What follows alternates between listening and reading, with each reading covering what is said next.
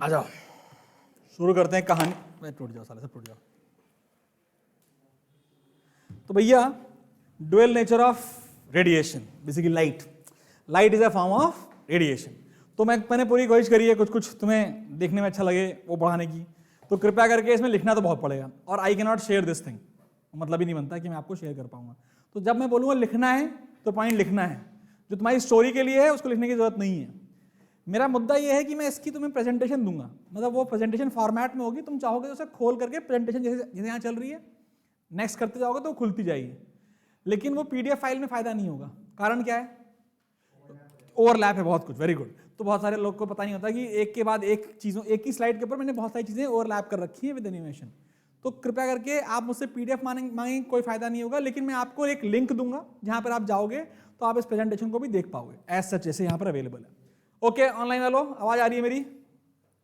Yes sir. चलो बेटा please notice करना, मैंने पूरी कोशिश करी है। ये चैप्टर डिफिकल्ट है, मॉडर्न फिजिक्स का ये चैप्टर अपने आप में डिफिकल्ट है, लेकिन मैंने कोशिश करी है आपको कुछ फील कराने की भाई कैसे कैसे अगर सच में एक्सपेरिमेंट होता तो किस तरीके से इलेक्ट्रॉन पे एनर्जी ट्रांसफर होती, किस तरीके से फोटोन एक इलेक्ट्रॉन को एनर्जी देता है, क्यों कभी एक फोटोन एमिशन करा पाता है, क्यों कभी एक फोटोन एमिशन नहीं करा पाता है, उसके बारे में सब कुछ मैंने यहां पर मेंशन करने की कोशिश करी है।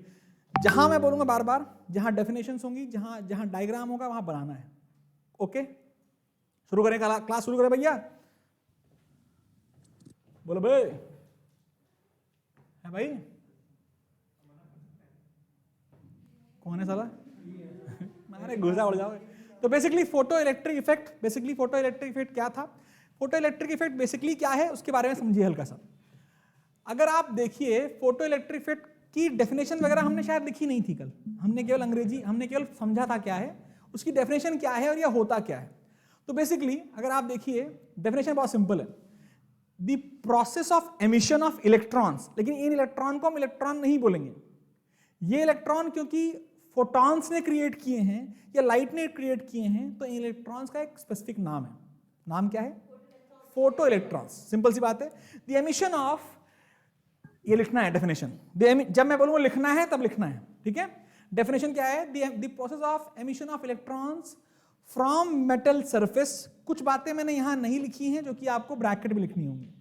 The process of emission of electrons from metal surface when, from metal surface के ब्रैकेट में क्या लिखोगे?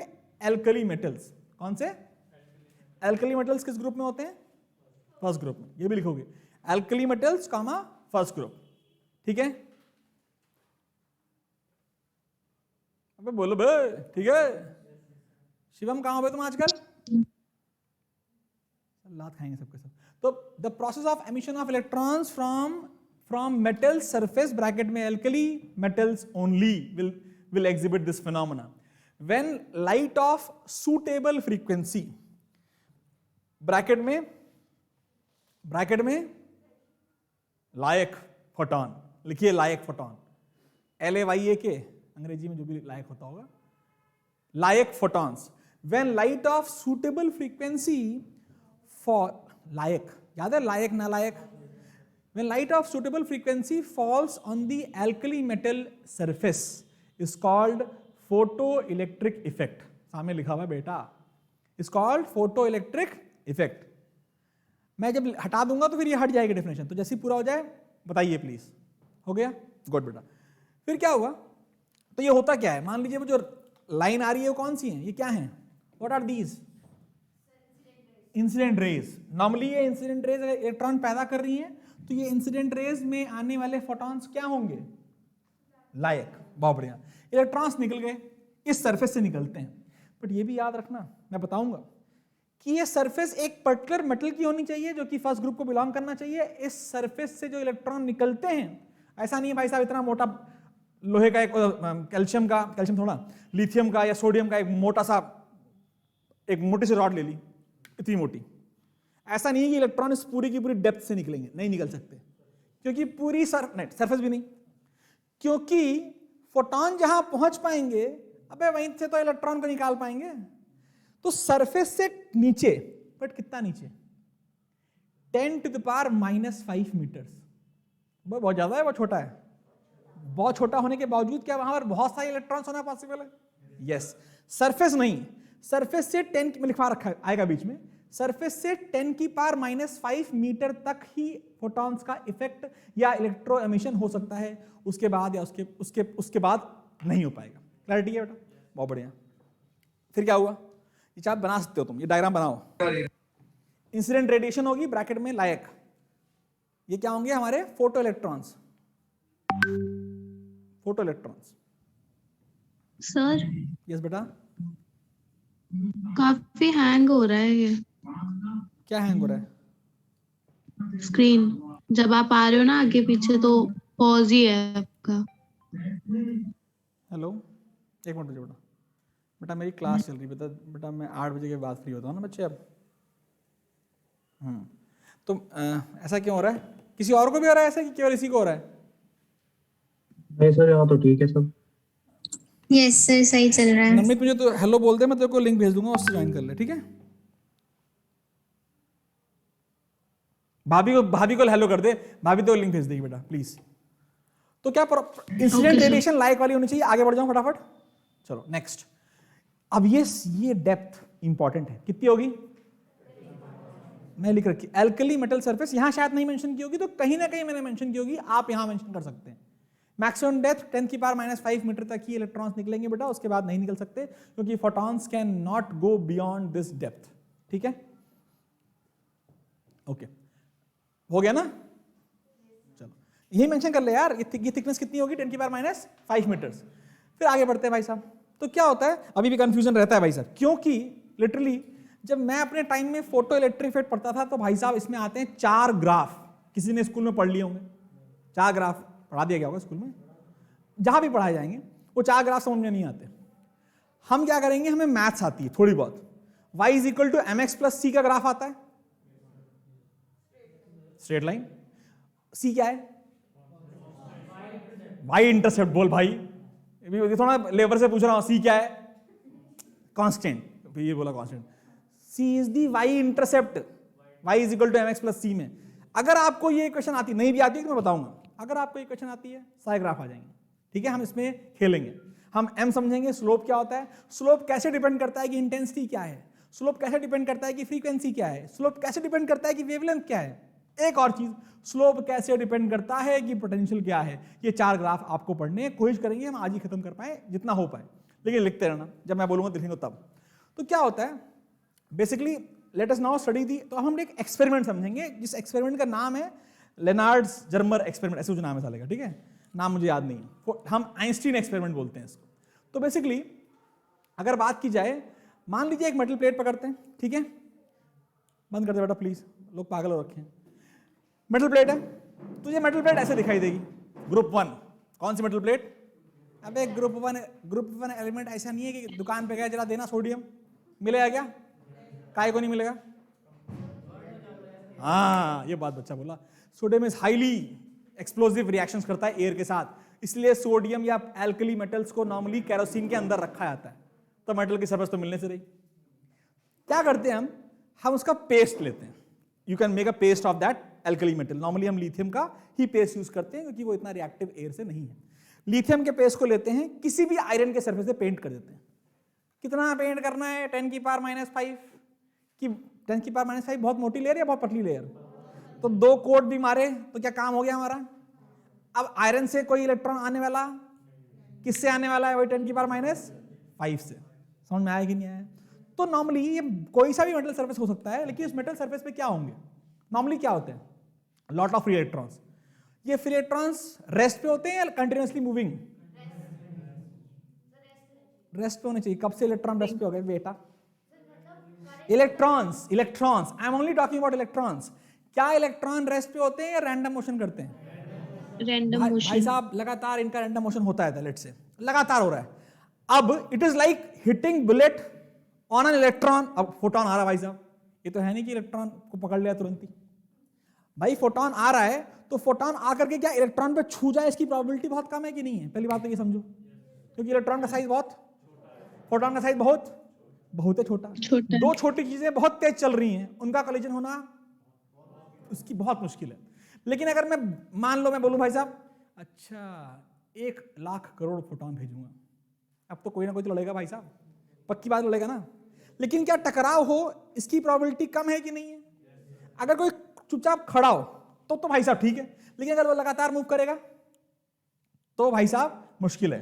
लेकिन मान लो हमने यहां पर क्या किया, these electrons have tendency to get excited when they receive certain amount of energy। उस certain amount of energy को हम क्या नाम देंगे? Threshold energy. क्या नाम देंगे? थ्रेशोल्ड। ये तभी निकलेंगे, these electrons can only be excited, but excitement का मतलब ये नहीं है कि एक्साइट होकर के इलेक्ट्रॉन बाहर ही निकल आएंगे। जब तक इलेक्ट्रॉन सरफेस से बाहर नहीं आए वो करंट को कंट्रीब्यूट नहीं करेंगे, इसलिए उनको फोटो इलेक्ट्रॉन्स तब तक बोला नहीं जाएगा। अभी ये इनका नाम क्या है? इलेक्ट्रॉन। अभी तो फोटोन ही नहीं आया। मान लो मैं फोटोन पैदा करने की कोशिश करता हूं, तो उसके लिए मुझे क्या चाहिए? हमें लाइट चाहिए। तो मैं कह लो भाई, तो लाइट को समझने के लिए हमें प्लैंक्स क्वांटम थ्योरी लिखेंगे। अब इस पॉइंट को लिखेंगे।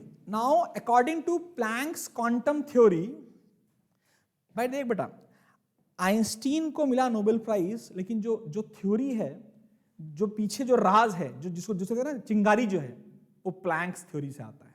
तो क्या लिखा बेटा? According to Planck's quantum theory the incident energy is discrete. Incident energy क्या है बेटा? डिस्क्रीट है। What do I mean by discrete? For example, ये जो रिमोट है, इसका मास कंटिन्यूअस है, हर जगह है, बट मेरे बच्चों का मास इस कमरे में डिस्क्रीट है। यहां अमन का है, यहां आशु का है, बीच में नहीं है। यहां क्या मास अलग अलग जहां बैठा हुआ है? उसी तरीके से एनर्जी भी कंटिन्यूअस नहीं है, डिस्क्रीट है। अब यहां पे कंटिन्यूअस और डिस्क्रीट को समझ लो। पार्टिकल्स जब भी मूव करेंगे तो वो अपने साथ कुछ मूव कराएंगे, तो वो डिस्क्रीट होंगे। एक पार्टिकल की एनर्जी hc/λ, एक पार्टिकल का मोमेंटम h/λ, हम पढ़ चुके हैं, ठीक है। लेकिन एक पार्टिकल का दूसरे पार्टिकल से कोई लेना देना नहीं है। तो एक पार्टिकल आया, दूसरा पार्टिकल आया, तीसरा पार्टिकल आया, चौथा पार्टिकल आया, तो जब वो आ रहे हैं तो आपस में कोई एनर्जी रिलेशन नहीं है, इसीलिए इसको बोलते हैं डिस्क्रीट। मतलब जो इफेक्ट एक करेगा वही इफेक्ट 1000 करेंगे, वही इफेक्ट 1 करोड़ करेंगे। ऐसा नहीं है कि 1000 लोग लग जाएं तो भाई साहब कुछ नया कर लेंगे, ऐसा नहीं है। कोई दिक्कत तो नहीं है। आगे बढ़ते हैं। तो क्या होता है, हमने क्या लिख लिया? नहीं अबे यार, इतनी बकवास कर तो लिख लो। लिख लिया सर। ठीक है। अब क्या होता है, ईच फोटोन जो आता है, each photon coming from the same source, हम केवल एक सोर्स की बात करेंगे, मल्टीपल सोर्स भी तो हो सकते हैं ना बच्चे। मान ले ये जो बल्ब है, यहां पे इतने सारे बल्ब है, हर बल्ब अलग कंपनी का हो, और हर बल्ब अगर लाइक फ्रीक्वेंसी की लाइट फेंकता हो, तो क्या हर बल्ब इंडिविजुअली अलग अलग फोटो इलेक्ट्रिक इफेक्ट करेगा? हमारी आंखें Yes, sir. हमने कहा नहीं।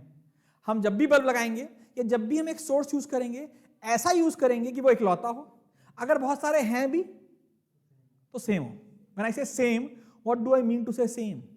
Same frequency, same wavelength, same speed भी हो ही जाएगी अपने आप, कोई रॉकेट साइंस तो नहीं है।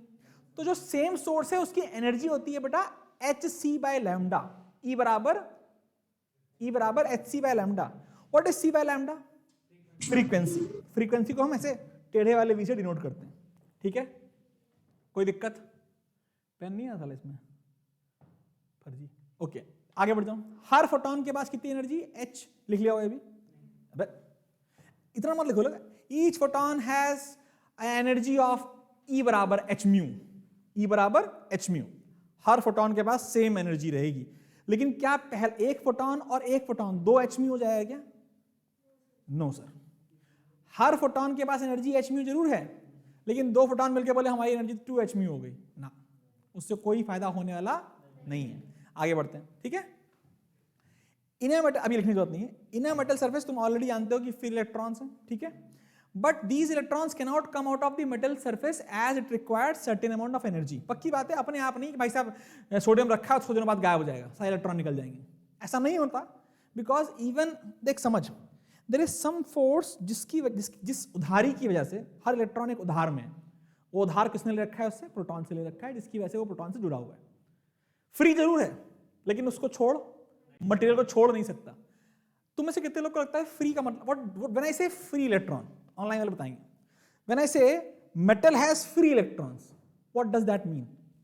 सर इजीली मूव कर सकते हैं वो रैंडम उसमें लेटिस में ज्वाइन नहीं है वो। लैटिस में ज्वाइन नहीं है, ठीक है। यानी कि वो कहाँ मूव करते हैं? अगर मुझे एक इलेक्ट्रॉन को, मान लो पूरी प्लेट लोहे की बनी हुई है, एक इलेक्ट्रॉन को यहां से यहां ट्रेवल करना है, तो कैसे ट्रेवल करेगा? कुछ तो सर तरीका वो एक होगा। एटम ऐसे से ही दूसरे एटम पे जाएगा। हम तो फ्री है, हम तो गलियां होंगी बीच में से निकल जाएंगे, ऐसा होगा क्या? जंप कर करके एक से दूसरे पे। फिर से बोल बेटा, नवनीत तेज बोलना। कैसे? सर एक से दूसरे पे जंप कर कर एक से किस पे जंप कर रहा है वो? सर डिफरेंट जो लेटेस्ट पॉइंट्स होंगे जहाँ पे वो ज्वाइन हो गए इलेक्ट्रॉन्स। एटम सर से। एक एटम से दूसरे एटम। एक एटम से दूसरे एटम से तीसरे एटम पे, चौथे एटम पे, पांचवे एटम पे। ऐसा नहीं है कि इलेक्ट्रॉन टहलते हुए किसी हवा में चला जाएगा ना। It has to be bounded by some atom. वो एक एटम से दूसरे में कूदता है, दूसरे से तीसरे में कूदता है, और वो कूदता रहता है। तो इवेंचुअली तुम देख नहीं पाओगे कि इसके साथ है कि इसके साथ है, क्योंकि वो फ्री तेजी से होगा कि तुम्हें लगेगा कि वो दौड़ के आया यहाँ तक, बट वो दौड़ के आया कि हॉप करके आया? हॉप करके आया। तो when I say free electrons, they are still bounded by, there has to be a force between that atom should belong। अगर वो इलेक्ट्रॉन है, वो कहीं ना कहीं किसी ना किसी एटम से जुड़ा होगा, भावात्मक रिश्ता होगा। भाई साहब की इसने हमें जगह दी है, हमारे साथ रिश्ता है, हम यहां रहेंगे। जब तक हम उसको क्या दें, एनर्जी ना दें। जब मैं उसे एनर्जी देता हूं और वो बोलता है भाई साहब बाय बाय, अब मैं किसी एटम का पार्ट नहीं, अब मैं बाहर जा रहा हूं। जब मैं बाहर जा रहा हूं तो मैं मेटल से ही बाहर निकल आऊंगा। समझ आया कि नहीं आया? तो जब तक वो मेटल के अंदर है वो इलेक्ट्रॉन है, जब वो मेटल के बाहर आया उसके अलग अलग नाम है। अगर वो मेटल के बाहर आया लाइट की वजह से, इलेक्ट्रिसिटी की वजह से नहीं, लाइट की वजह से, तो उसे बोलते हैं फोटो इलेक्ट्रॉन। अगर वो बाहर आया हीट की वजह से, तो बोलते हैं थर्मो इलेक्ट्रॉन। अगर वो आया लाइट इलेक्ट्रिसिटी की वजह से, तो क्या है वो? तो करंट। अरे क्या बात है, वेरी गुड। तो बेसिकली यही कहानी है। That could be anything but it has to be named. और यहां पर हम कौन सा इफेक्ट यूज करेंगे बच्चे? फोटोन। तो क्या हुआ, हमने कहा ठीक है, अमाउंट चाहिए, एनर्जी चाहिए। तो अब ये एनर्जी जो चाहिए होती है उसका नाम होता है जो हमें आना चाहिए। एग्जाम में पूछेंगे what is work function, exam में आएगा, लिख लेना। देखिए definition, the minimum amount of energy, the minimum amount, बेटा बहुत इंपॉर्टेंट है, एग्जाम में गारंटी आएगा, ठीक है। The minimum amount of energy required for the emission of photon, photo electric emission of photoelectrons, ठीक है, is called work function। इसको हम कैपिटल W नॉट से डिफाइन करेंगे। ये हमारी आइंस्टीन्स फोटो इलेक्ट्रिक इक्वेशन का एक पार्ट है। There are 3 parts in Einstein photo electric equation. एक होगा काइनेटिक एनर्जी, एक होगा वर्क फंक्शन, और एक होगा सप्लाइड एनर्जी। तो मैं एक एक करके सब बताऊंगा और फिर तीनों कंबाइन कराऊंगा। समझ आ गया कि नहीं आ गया? इसकी एनर्जी की यूनिट क्या होगी? जूल्स नहीं बोलेंगे। फोटो इलेक्ट्रिक एमिशन में एनर्जी का नाम ईवी होगा, इलेक्ट्रॉन वोल्ट, क्योंकि जितनी भी एनर्जी होगी वो बहुत कम रिक्वायर्ड होगी। 1 जूल तो बहुत ज्यादा एनर्जी होती है एज कंपेयर्ड, ठीक है भाई साहब। फिर क्या हुआ? फिर यह हुआ, ये लिख लिया स्टाइल आगे, हर मेटल की का वर्क फंक्शन अलग होता है। हर मेटल का वर्क फंक्शन अलग होता है। As you go down a group, the work function decreases, the amount of energy to emit electrons decreases। ये मैंने मेंशन नहीं किया, ये बहुत सिंपल अंडरस्टैंडिंग है। कौन ये मुझे इलैबोरेट करके समझा सकता है कि जैसे हम ग्रुप के नीचे जाएंगे, बताना, रुक जा, बता अनन्या बताइए, तेज बोलना। जैसे ही हम ग्रुप के नीचे जाएंगे वर्क फंक्शन रिड्यूस हो जाएगा। क्यों?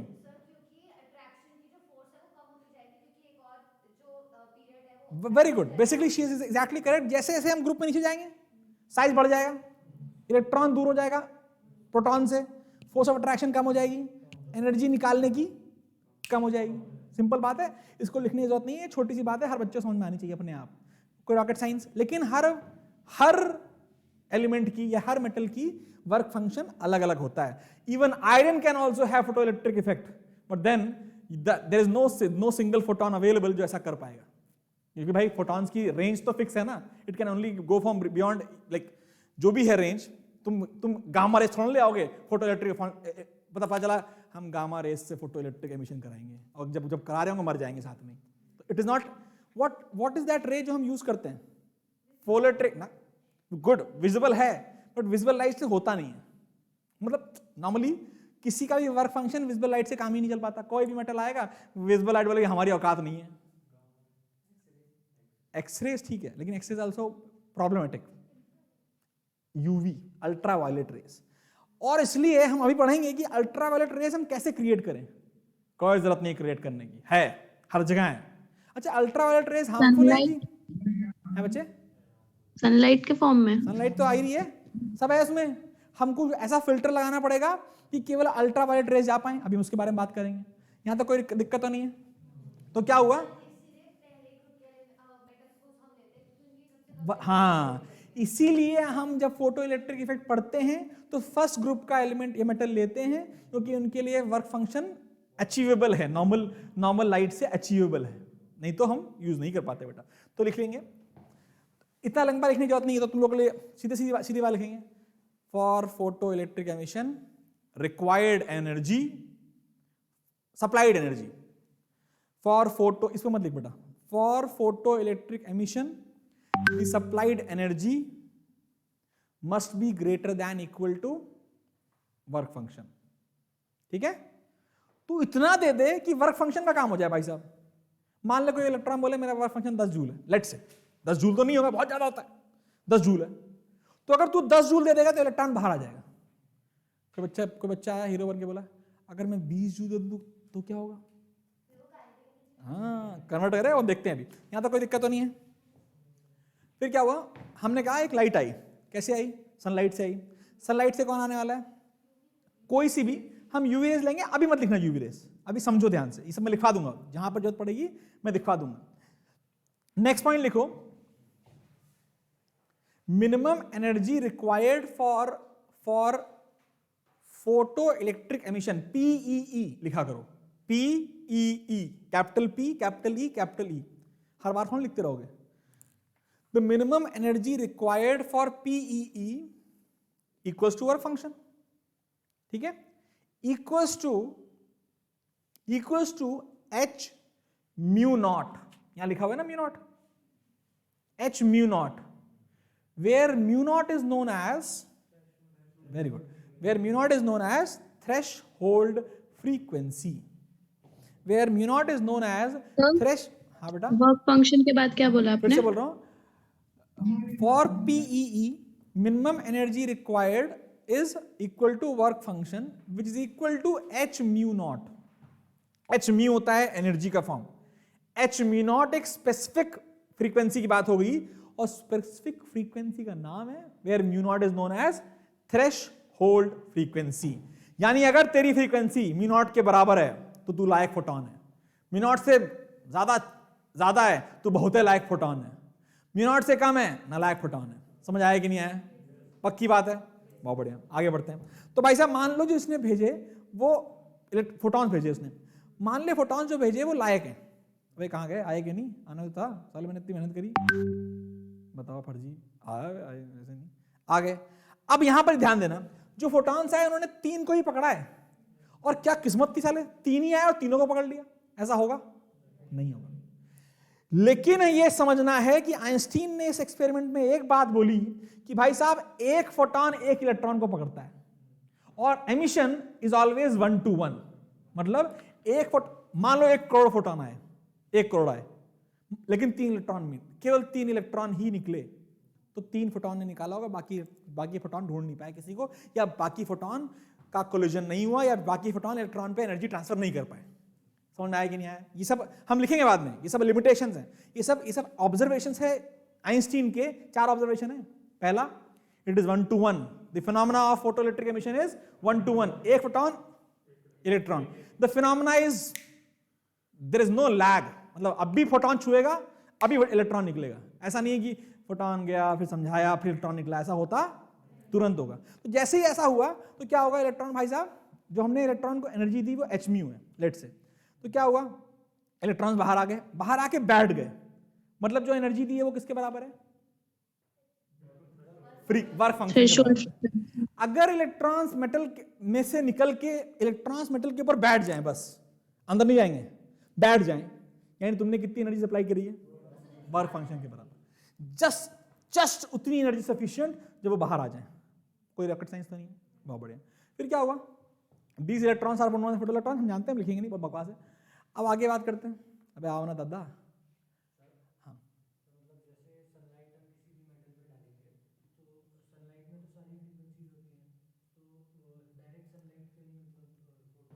He is right, exactly right sir. Sunlight में तो यूवी रेज भी हैं, एक्स रेज भी हैं, सब कुछ है।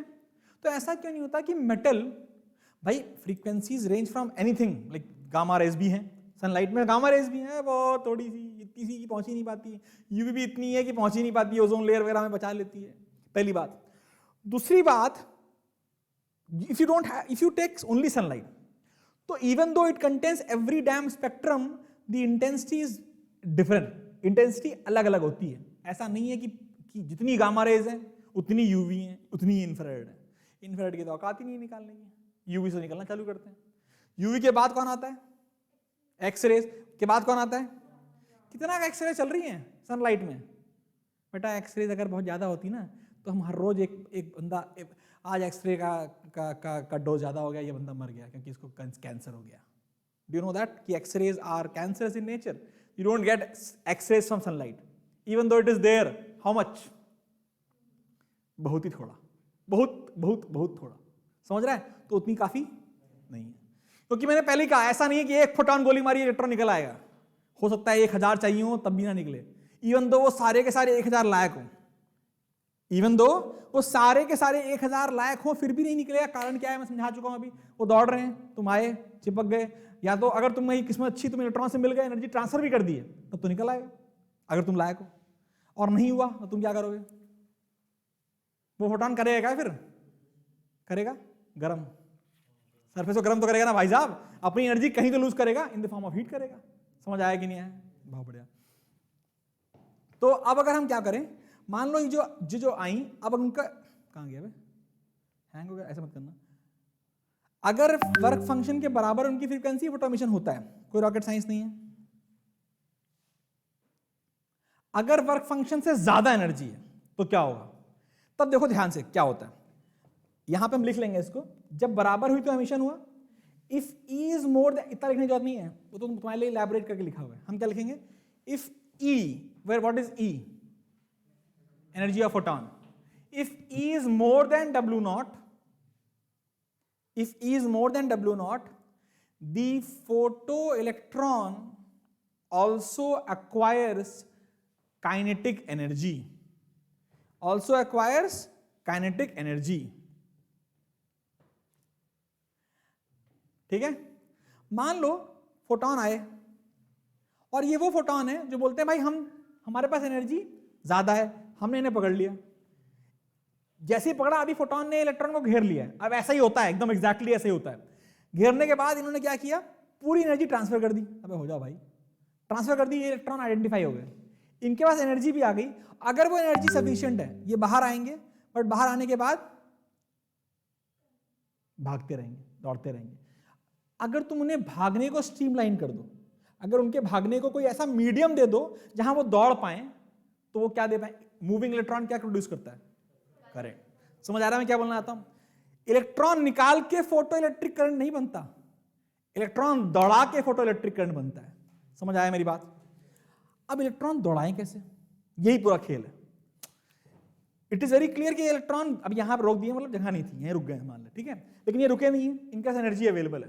लेकिन अगर वो एनर्जी स्ट्रीमलाइन नहीं है, अबे तो भाई साहब लोहे में क्या इलेक्ट्रॉन रुके होते हैं, दौड़ते रहते हैं, बट क्या करंट लगता है, काय को, क्योंकि there is no net flow, there is no proper directional current का, इलेक्ट्रॉन का मोशन नहीं है। तो हमने कहा भाई इलेक्ट्रॉन का करंट को मूव कराना है, मुद्दा ही है, और ये मुद्दा बहुत इंपॉर्टेंट है।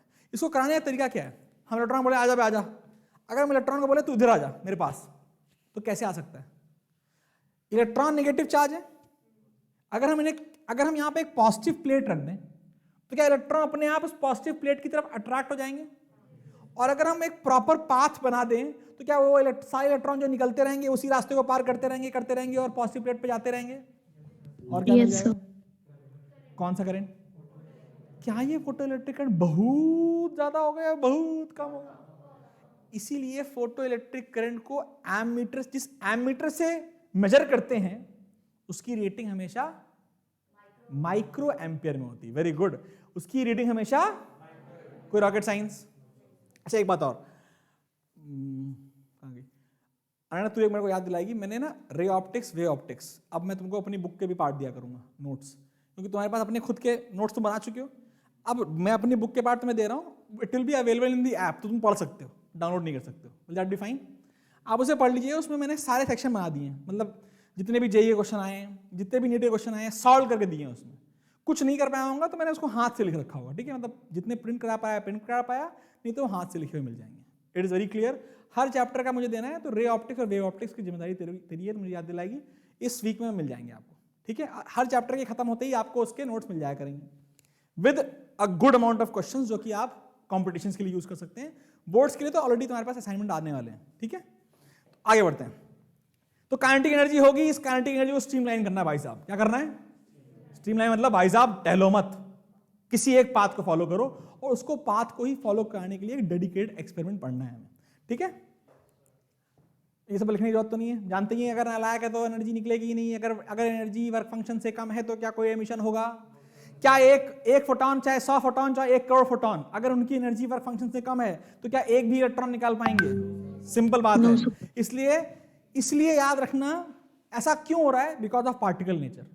अगर वेव, अगर फोटॉन बोलते हैं हम तो हाथ निकालेंगे बेटा, हम रास्ते में आएंगे, नहीं निकाल पा रहे, हम 4 लोग मिल जाएंगे तब निकाल देंगे तेरे को। ये 4 लोग का मिलना केवल तब पॉसिबल है जब वो मिल जाएं और कंटिन्यूस एनर्जी बनाएं, और कंटिन्यूस एनर्जी केवल एक फॉर्म में आती है, वेव के फॉर्म में। इसलिए वेव फॉर्मूला, अगर वेव फॉर्म से फोटो इलेक्ट्रिक एमिशन एक्सप्लेन कर पाते तो कोई भी घटिया बल्ब एमिशन कर लेता। चलो ठीक है, अभी नहीं कर पाएगा, आधे घंटे बाद करेगा, 1 घंटे बाद करेगा, 2 घंटे बाद करेगा, क्योंकि जब वो इलेक्ट्रॉन्स बहुत सारे, जब फोटॉन्स बहुत सारे एक साथ मिलकर आने लगेंगे तो क्या उनकी औकात इतनी हो जानी चाहिए थी कि वो वर्क फंक्शन के बराबर एनर्जी क्रिएट कर पाए? लेकिन क्योंकि वो फिनोमेना 1 to 1 है, इसलिए 1 हो चाहे 1 लाख हो चाहे 1 करोड़ हो, क्या वो मिलकर के कभी नहीं कर पाते? सिंपल रीजन है कि it is 1 to 1 phenomena. 1 to 1 मतलब 1 का 1 से मतलब 1 इलेक्ट्रॉन का 1 फोटॉन ही निकालेगा उसको। इसलिए wave can not explain photo electric emission. समझ में आ गया मेरे ख्याल से? बहुत बढ़िया, आगे बात करते हैं। इस बकवास हो गई, अब हम एक डायग्राम समझेंगे। ये क्या बनाया मैंने, ठीक है, बकवास है तो लिख चुके हैं, हमें लिखने की जरूरत नहीं है। कम होगा तो कोई एमिशन नहीं, ज्यादा होगा, बराबर होगा तो एमिशन होगा, काइनेटिक एनर्जी नहीं होगी, ज्यादा होगा तो एमिशन भी होगा और काइनेटिक एनर्जी भी होगी। यस और नो? बहुत बढ़िया।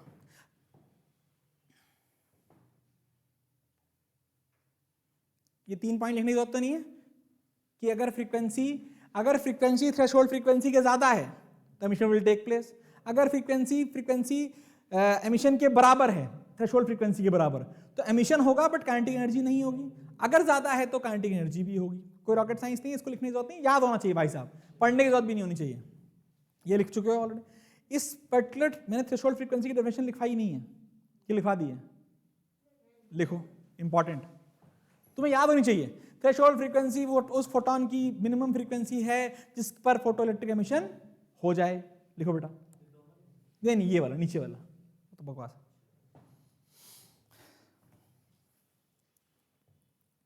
ऐसी स्लाइड्स मैंने ना तब बनाई थी जब मेरी टांग टूटी हुई थी और मेरे पास कोई काम नहीं था, 2 साल पहले। तो भाई साहब ये जबरदस्त है, इसमें मैंने मॉडर्न फिजिक्स ही पढ़ा था उस समय, इसलिए पूरी मॉडर्न फिजिक्स की मैंने बना रखी है।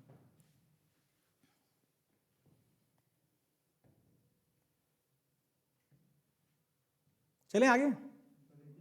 Okay sir 1 minute. हाँ, थ्रेशोल्ड फ्रीक्वेंसी बेटा हमें कुछ मटेरियल्स की याद भी करनी पड़ेगी, हम बताएं 2 ही 3 की, लिथियम की, सोडियम की, पोटेशियम की, ठीक है।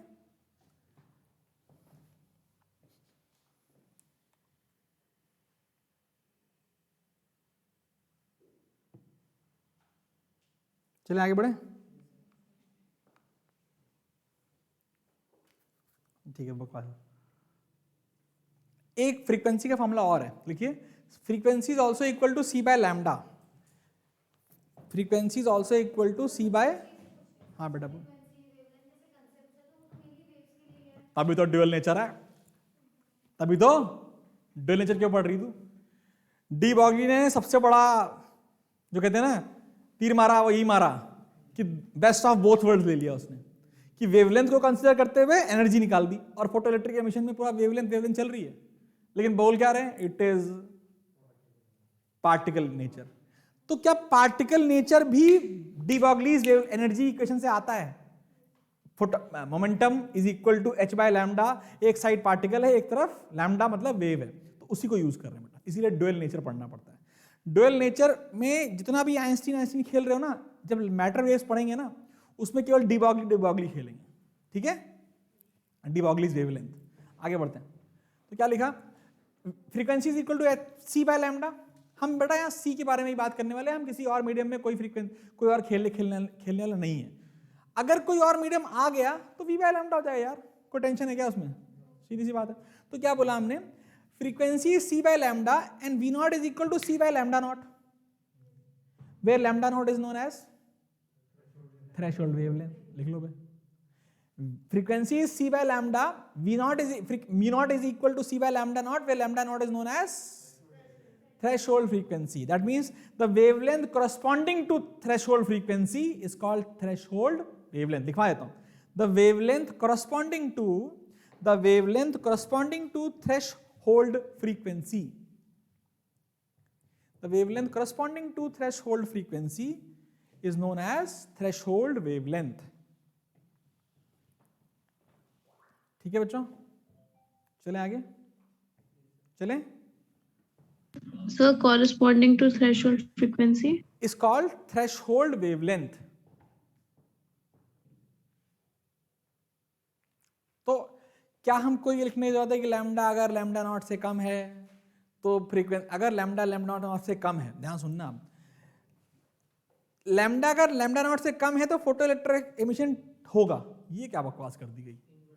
हाँ, तो लैम्डा नॉट जो होगा उससे कम वेवलेंथ होगी तो फोटो इलेक्ट्रिक एमिशन होगा। तो लिख लो star star star, as lambda is inversely proportional to frequency, lambda is inversely proportional to 1/μ। वो भी आना चाहिए लिखने के लिए, इसमें लिखने के लिए क्यों नहीं आता साला पेन फर्जी। हाँ रे, हमारे पास जगह है ना। ओके, तो मैंने क्या बोला, लैम्डा जो है वो प्रोपोर्शनल टू 1/μ है कि नहीं है? तो एक बात बता, क्या lambda not will be proportional to 1/μ not? पक्की बात है, lambda not is proportional to 1/μ not. तो एक बात बता मुझे कि अगर हमने पढ़ा फॉर फोटो इलेक्ट्रिक एमिशन, अगर म्यू नॉट की बात, अगर म्यू हमारे फोटोन की, किसकी है ये, फोटोन की, अगर फोटोन की फ्रीक्वेंसी म्यू नॉट से कम है तो एमिशन होगा कि नहीं होगा? No emission. बोलो हाँ या ना। अगर mu not is greater than mu not होगा तो एमिशन होगा, पीई होगा। बोलिए यस और नो। लेकिन अगर हम ये वेवलेंथ की बात करें तो ध्यान दें, अगर lambda greater than lambda naught होगा, अगर lambda greater than lambda naught होगा तो mu less than mu not हो जाएगा। I hope you know that. तो नो पीई। लेकिन अगर lambda less than lambda naught होगा तो पीई होगा। बोलो ठीक है। फोटो इलेक्ट्रिक एमिशन जो फ्रीक्वेंसी में कहानी होने वाली है उसकी अपोजिट होंगे यार वेवलेंथ में, टेंशन लेने की कोई जरूरत ही नहीं है, ये तो प्योर मैथमेटिक्स है। हाँ या ना, बोलो हाँ या ना। बहुत बढ़िया, हटा दें, चले आगे आइए।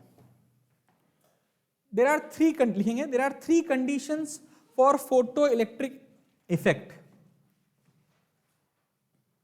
पहला क्या है, एच म्यू क्या होता है बेटा, energy of photon.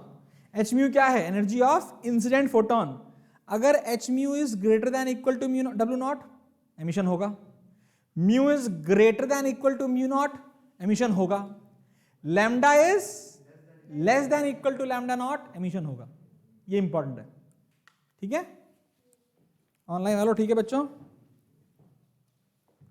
Yes sir. तो अब आपने, मैं फिर से बोल रहा हूं, इवेंचुअली हमें इस चैप्टर में कहां पहुंचना है, kinetic photo electric equation of photo electric effect, Einstein equation of photo electric effect. उसमें केवल तीन पार्ट है, वर्क फंक्शन एक पार्ट है, पढ़ लिया। इंसिडेंट एनर्जी एक पार्ट है, पढ़ लिया, एच म्यू। एक पार्ट और आएगा काइनेटिक एनर्जी, जो हमें पढ़ना है, लेकिन साथ में एक और आएगा फोटो इलेक्ट्रिक करंट, हम वो पढ़ लेंगे, खेल खत्म, चैप्टर खत्म है। आगे बात करते हैं। वर्क फंक्शन की डेफिनेशन में लिखवा चुका हूं शायद, तो इसको लिखने की जरूरत तो नहीं, फिर से लिखवा चुका हूं ना, देख लो एक बार, चलो छोड़ो सालों। फोटो इलेक्ट्रॉन्स के बारे में बात कर चुके हैं हम।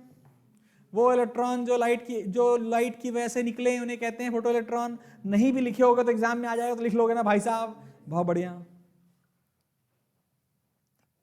मैं ये डेफिनेशन आपको लिख दी है लास्ट में, I hope you understand this. ये सारी डेफिनेशन मैंने आपको समझा रखी है, ठीक है, कोई रॉकेट साइंस मैंने शायद लिखवा भी रखी शॉर्ट में, बहुत बढ़िया।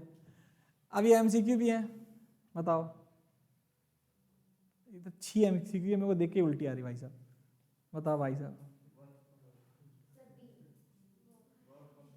ठीक है ना, बकवास है ना, ऐसे क्वेश्चन तो नहीं देने चाहिए, लेकिन दे रखे हैं, क्या बताएं, 2-3 दे रखे होंगे मैंने। ऐसे ही क्वेश्चन आएंगे बोर्ड में, कर लोगे ना, कोई दिक्कत तो नहीं है, ऐसे ही आते हैं भाई, ऐसे ही आते हैं। तीनों की डेफिनेशन आ गई यहां पर, छी हटाओ साले को। अच्छा अब बताइए,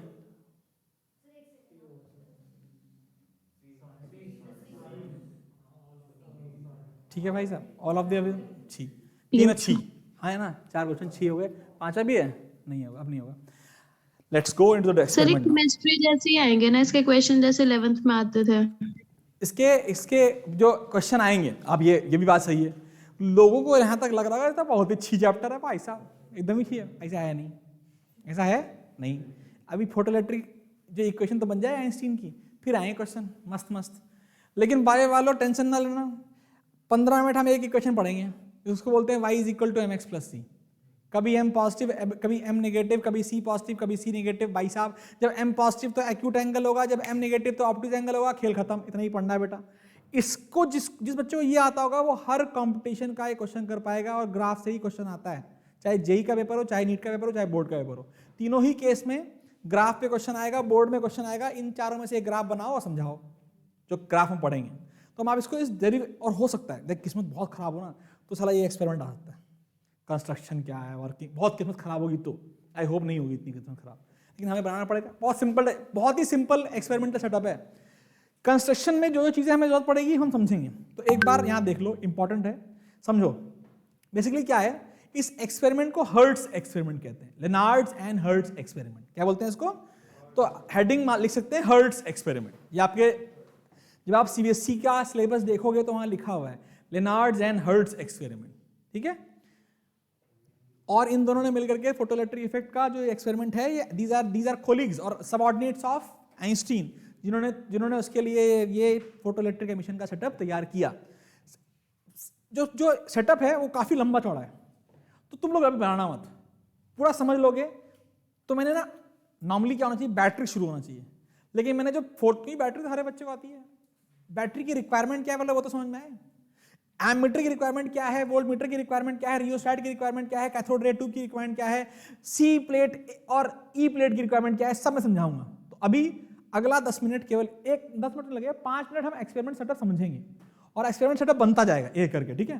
तो ध्यान देना, सबसे पहले इट कंसिस्ट ऑफ एन, लिखना नहीं, वो हम डायग्राम में ही लिख लेंगे कि इसका नाम क्या है, इवैक्यूएटेड ग्लास ट्यूब्स, मतलब एक ऐसी ग्लास ट्यूब्स जो वैक्यूम में, इसके अंदर कोई भी गैस, इसको हम वैक्यूम ट्यूब्स भी बोलते हैं, या एक कोई और नाम भी है इसका, कैथोड रे ट्यूब्स भी बोल सकते हैं इसको, कि वहां पर भी गैस कोई नहीं होती, कोई रॉकेट साइंस, कुछ ऐसी दिखती है।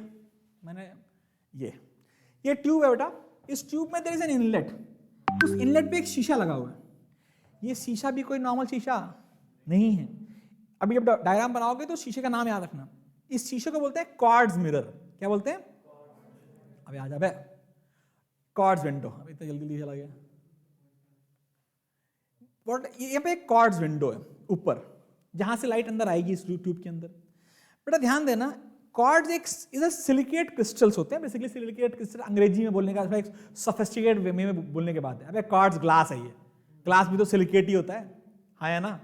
लेकिन ये एक स्पेसिफिक टाइप का ग्लास है जो बोलता है बेटा केवल एक टाइप की रे अंदर जाएगी, जिसका नाम है यूवी। कौन सी रे, it only allows UV rays. तो हम ये भी वहीं पे लिख लेंगे बगल में लास्ट में, ठीक है, इट ओनली अलाउज यूवी। क्योंकि it is made up of quartz because it allows only UV rays to enter the tube and the photo sensitive only entertain photo sensitive plate, यहाँ प्लेट लिखना भूल गया हूं, only entertains UV rays.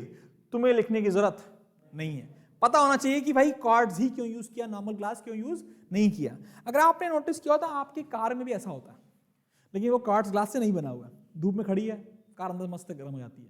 काहे को? क्योंकि glass की एक प्रॉपर्टी है जो कि ग्रीन हाउस इफेक्ट में भी यूज होती है। कोई भी ग्लास केवल एक सिंपल काम करता है, जब इंसिडेंट रेज है तो वो अलाउ कर देगी, आ जाओ आ जाओ आ जाओ, लेकिन जब वो इंसिडेंट रेज आकर के किसी मटेरियल को गर्म करेंगी उसमें से वेवलेंथ निकलेगी और वो वेवलेंथ बड़ी होगी, छोटी नहीं होगी।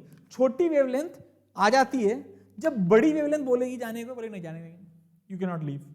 तो जो बेटा कोई मटेरियल गर्म होता है तो वो क्या करता है, वो बड़ी वेवलेंथ पहले छोड़ता है। तुम जितने बैठे हो सबका टेम्परेचर 34-35 डिग्री सेल्सियस होगा, जो भी नॉर्मल टेम्परेचर होता है यार, अगर किसी को बुखार नहीं है तो 37 होता होगा, भगवान जाने। तो 37 होता है बाय वालों, 37, अच्छा हमें थोड़ा 100 डिग्री होता है फ़ारेनहाइट, 97.4 ना, 98 ले चार लोगों ने अलग, ठीक है, मतलब जो भी होता है, लेकिन हम सबके सब रेडिएट कर रहे हैं। We all are radiating electromagnetic wave, समझना, इलेक्ट्रोमैग्नेटिक वेव नहीं, matter wave. We are radiating matter waves. Matter waves क्या होती है बाद में बात करेंगे। वेव हैं, हम कोई ना कोई वेव छोड़ रहे हैं। अब क्या होता है, सनलाइट जो देती है वो बेटा वो बड़ी वेवलेंथ भी देती है, छोटी वेवलेंथ भी देती है। तो ग्लास का काम क्या है, भाई साहब छोटी वेवलेंथ अलाउड रहेगी, बड़ी वेवलेंथ नहीं जा पाएगी। हमने ठीक है भाई, छोटी वेवलेंथ अल्ट्रावायलेट, वायलेट की वेवलेंथ छोटी होती है, अल्ट्रावायलेट की और छोटी होती है, रेड की वेवलेंथ बड़ी होती है, इंफ्रारेड की कोई रॉकेट साइंस।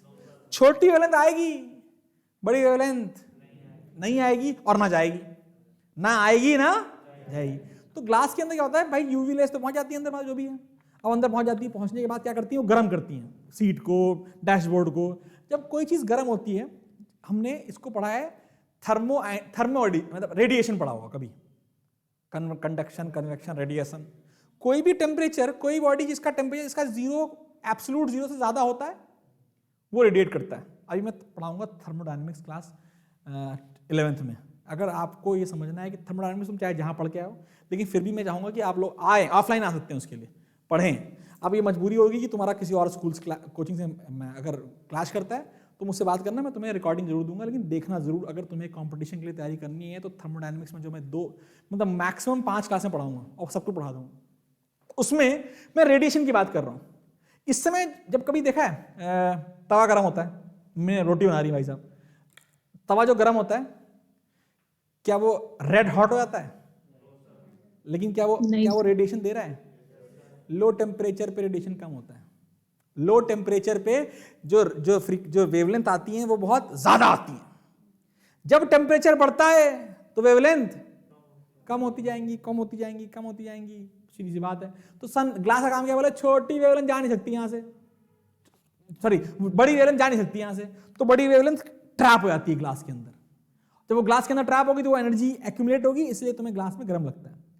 कुछ खेल वैसे ही है, it will only allow UV rays. UV rays अंदर आ गई भाई साहब। अब अगर यूवी रेज अंदर आ गई तो हमने ये समझ लिया है कि जितनी छोटी वेवलेंथ क्या उतनी अवकाश हो सकती है फोटो इलेक्ट्रिक एमिशन में। लैम्डा जितना छोटा होगा, लैम्डा नॉट से छोटा हो जाएगा, तो भाई साहब ये पीईई हो जाएगा। हमने पढ़ रखा है ना 3 condition, wavelength should be less than lambda naught. बहुत बढ़िया। तो क्या होता है, ये तो बहुत सिंपल सी बात है। इसके अंदर 2 प्लेट्स होती हैं, मैंने इसे फोटो सेंसिटिव प्लेट, ये भी थोड़ा सोफिस्टिकेट तरीका है बोलने का, कुछ नहीं, इसके ऊपर पेंट लगा रखा है, किसका, एल्कली मेटल का। एक तरफ ई और एक तरफ सी, एक तरफ ये वाली है इलेक्ट्रोड, ये है कलेक्टर। इलेक्ट्रोड मतलब मैं इलेक्ट्रोड नहीं बोलता, यहाँ पे इलेक्ट्रोड लिखा हुआ है, एमिटर बोलेंगे इसको। क्या बोलेंगे, वो वहां पे गलत लिखा हुआ है, एमिटर, एमिटर कलेक्टर, ठीक है जी, बहुत बढ़िया। दोनों ही प्लेट पे क्या पेंट कर रखा है, नॉर्मली हमें कलेक्टर से मतलब नहीं होता, हम पेंट केवल एमिटर पे ही करते हैं। यहाँ पे इलेक्ट्रोड मत लिखना, एमिटर ही लिखना जब डायग्राम बनाओगे, ठीक है। अब क्या होता है, फोटो सेंसिटिव प्लेट जो है बेटा, वो हम ई को, ई मतलब एमिटर को हम नेगेटिव चार्ज करना चाहते हैं और कलेक्टर को पॉजिटिव चार्ज करना चाहते हैं। रीजन समझो ऐसा क्यों, इसमें से निकालने इलेक्ट्रॉन, हाँ या ना। अगर इस साले को हम नेगेटिव चार्ज कर दें तो बोले इलेक्ट्रॉन यहां नहीं बैठ सकता, आई विल रिपेल इलेक्ट्रॉन। जो इलेक्ट्रॉन निकलेगा भी वही भागेगा कि नहीं भागेगा? तो एनर्जी अगर वर्क फंक्शन के बराबर भी हुई तो केवल इलेक्ट्रॉन निकलेगा या निकल के भाग लेगा? भाग लेगा। तो क्या मैं जितना इसका नेगेटिव पोटेंशियल बढ़ाता जाऊंगा उतनी वो एनर्जी, उतनी वर्क वो करके उसको दूर फेंक देगा इलेक्ट्रॉन को? और कलेक्टर बोलेगा मैं पॉजिटिव चार्ज हूं, मुझे कौन चाहिए? इलेक्ट्रॉन। तो क्या इलेक्ट्रॉन्स यहां दौड़ना चालू करेंगे कि नहीं करेंगे? ध्यान देना, आज की डेट में पहली बार हम बात करने वाले हैं फोटो इलेक्ट्रॉन्स की, जो कि कंडक्टर के अंदर नहीं ट्रेवल कर रहे, बेसिकली वो सच में एक पर्टिकुलर वैक्यूम ट्यूब में ट्रैवल कर रहे हैं और उसकी वजह से क्रिएट हो रहा है करंट। तो क्या होता है, यहां तक कोई दिक्कत नहीं, लेकिन इसको नेगेटिव या इसको पॉजिटिव बनाने के लिए कौन चाहिए? बैटरी चाहिए। तो हमने कहा बैटरी लगाते हैं भाई साहब, इसे लिखने की जरूरत नहीं है, ठीक है? की लिखेंगे पहले बैटरी। अब ये जो बैटरी बनाई गई, बैटरी तो देर में आएगी, यहां बनाया गया एक की का नाम होता है कम्यूटेटर। क्या होता है?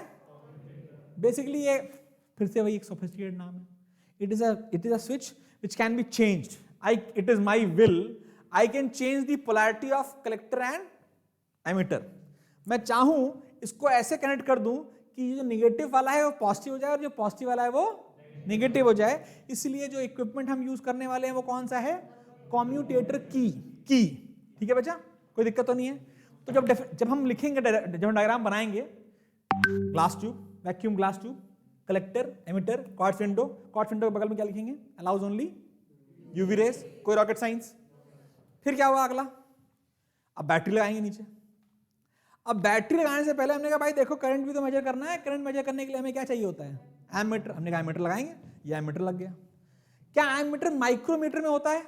मिलीमीटर नहीं बेटा, माइक्रोमीटर में। क्योंकि माइक्रोमीटर में जो करंट आने वाला है जिसको हम बोलेंगे फोटो इलेक्ट्रिक करंट, छी करंट होता है, बहुत कम करंट होता है। इसीलिए इसको हम किस में मेजर करते हैं? जो जिसकी रीडिंग माइक्रोमीटर में हो। बट अगर 1 एम्पियर, पहली रीडिंग 1 एम्पियर हो तो वो सी हिलेगी नहीं, हल्की सी हिलेगी, तो पता ही नहीं चलेगा। इसलिए हम कैलिब्रेशन कर सकते हैं किसी भी इंस्ट्रूमेंट का to measure as low current as possible, और ऐसे एमीटर्स को माइक्रो एम्पियर की रीडिंग होती हैं। तुम समझ लो सेमीकंडक्टर डिवाइसेस में इनका बहुत बड़ा एप्लीकेशन है। जो भी आप देख रहे हो ना, सोलर सेल्स बन रही हैं। किसी बच्चे ने मुझसे क्वेश्चन नहीं पूछा था सोलर सेल, तुम्हें पूछा था ना बेटा? सोलर सेल के बारे में किसने पूछा था मुझसे क्वेश्चन? किसी ने मुझसे पूछा था कि सोलर सेल में जो सेल्स लगी होती हैं वो सीरीज में होती हैं कि पैरेलल में होती हैं? आई डोंट नो किसने पूछा था, तुम में से ही किसी ने पूछा था। तुमने कभी सोलर सेल की प्लेट देखी है? उसमें ग्रिड बनी होती है, ब्लैक छोटी छोटी। वो हर सेल अलग अलग है, और हर सेल सीरीज वाली सेल सीरीज में रहती है, एक लाइन में ली सारी सीरीज में, और हर लेयर कॉम्बिनेशन है ना। तो एक कॉम्बिनेशन होता है, so that I can have maximum amount of electric potential develop कर पाऊं, समथिंग लाइक दैट। तो क्या हुआ भाई, हमने कहा एमीटर लगा दिया, वोल्ट मीटर लगा दिया, अब मेजर किसका कर रहे हो? पोटेंशियल। देखते हैं अभी। इसके बाद हमने क्या किया? एक रियोस्टैट लगाया। क्यों लगाया? क्योंकि हम चाहते हैं कि इनका जो पोटेंशियल है वो कम हो, ज्यादा हो। अब भाई अब ये तो नहीं करेंगे कि भैया बैटरी ऐसी लगाएं जो कम पोटेंशियल हो, ज्यादा पोटेंशियल की हो पाए। Impossible. I can not have battery which is variable in potential, I can never have it. तो मैं क्या करूंगा? मैं एक रियोस्टैट लगाऊंगा, जिसका रेजिस्टेंस बढ़ाऊंगा, तो क्या पोटेंशियल ड्रॉप कम हो जाएगा ऊपर की सर्किट में? इस तरीके से। तो हमने क्या किया? एक रियोस्टैट लगाया और उसके नीचे लगाया एक हमने बैटरी। ठीक है, कोई रॉकेट साइंस तो नहीं है, बनाओ। ये बैटरी फिक्स है। If I want to have a potential at this 2 terminals, तो क्या मैं ड्रॉप करा लूंगा यहां पर, पोटेंशियल ड्रॉप हो जाएगा रेजिस्टेंस में, और रेजिस्टेंस को कम ज्यादा करके मैं पोटेंशियल ड्रॉप कम ज्यादा कर सकता हूं। Similarly I can get a desired potential at ENC। Diagram बनाए, समय लेकर के बनाए, बनाए अच्छा सा सुंदर सुंदर।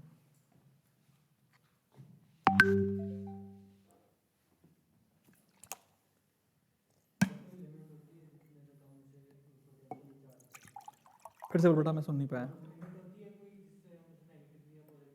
हाँ, 0 से नीचे क्या ले जाएगा? नेगेटिव कर सकता है। You can always go, yes तूने सही बोला कि मैं बैटरी कितनी यूज कर सकता हूँ, मतलब मैं कितना नेगेटिव रखूँ या कितना पॉजिटिव रखूँ जिससे मेरा काम चल जाए। यार देख, तू जितना ज्यादा इसको पॉजिटिव कर देगा, बढ़ाते जा, इलेक्ट्रॉन की जरूरत ही नहीं पड़ेगी। कर दे इसको डाइलेक्ट्रिक कांस्टेंट से ऊपर एयर के, अपने आप ही वो घसीट लेगा इलेक्ट्रॉन्स को। लेकिन अभी हम पढ़ेंगे कि इसका एक पोटेंशियल होता है जिसको हम बोलते हैं स्टॉपिंग पोटेंशियल। स्कूल में पढ़ लिया होगा कुछ बच्चों ने। स्टॉपिंग पोटेंशियल की जिसको मैं डिफाइन करूंगा वो मैक्सिमम वैल्यू होती है, उसके ऊपर डिजायर्ड नहीं होता। ठीक है, कहा वो पे यार, ये ना मैं नाचते नाचते बंद हो जाता है मेरा ये आजकल।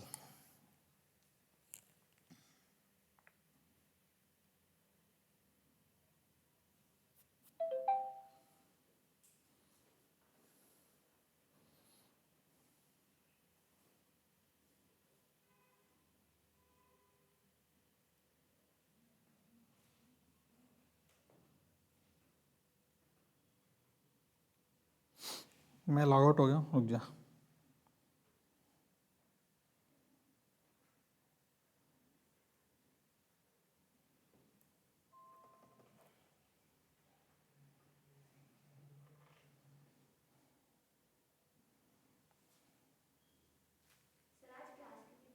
आठ बजे घूसा मार दूंगा बेटा। कोई नहीं, झूठ बोला था मैंने, कभी अगर बोला हो तो। अबे चल जा भाई, ये इंटरनेट को क्या हो गया, क्यों मर गया भाई ये? मैं घूसा मार दूंगा, छुट्टी। ओ भाई सप्लाई बंद हो रखी है, रुक।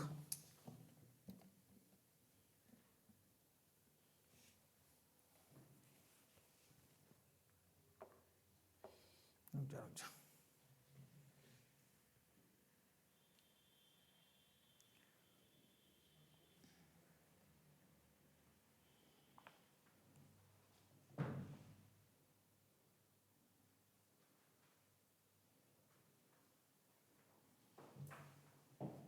लिख लिया यहां तक?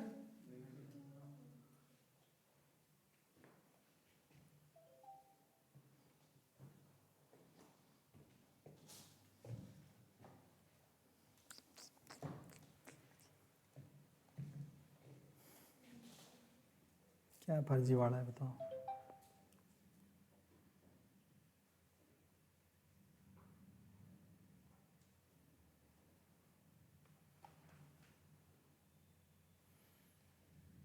आठ बजे तक की होगी अब, कोई 7:30 नहीं। समझ गई बेटा लाल?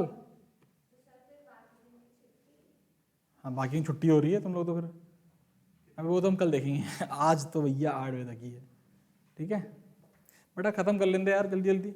बचा ही क्या है चैप्टर, कोर्स खत्म हो जाए जल्दी। मैं कोशिश कर रहा हूँ फरवरी में कोर्स खत्म हो जाए। ठीक है, फरवरी में तो नहीं, लेकिन मैं पूरी कोशिश करूँगा कि 10 मार्च तक कोर्स, 10 मार्च नहीं लगे यार, फरवरी खत्म। फिर रिवीजन करना है, ये सब फर्जी चैप्टर है, इसमें कुछ ना आ रहा भाई साहब। हाँ हाँ सर, ना पढ़ाऊँ ना फर्जी। बेटा आ गया, मेरी आवाज आ गई? Yes sir. डायग्राम बना लो फटाफट जल्दी जल्दी दौड़ते हुए।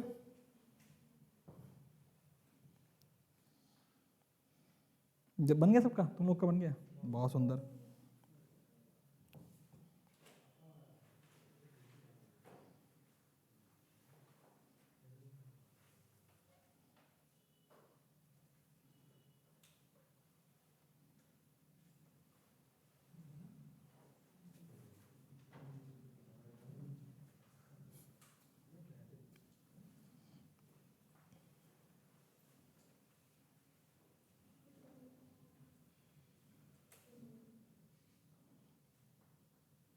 आंखें बाहर हो गई मेरी तो।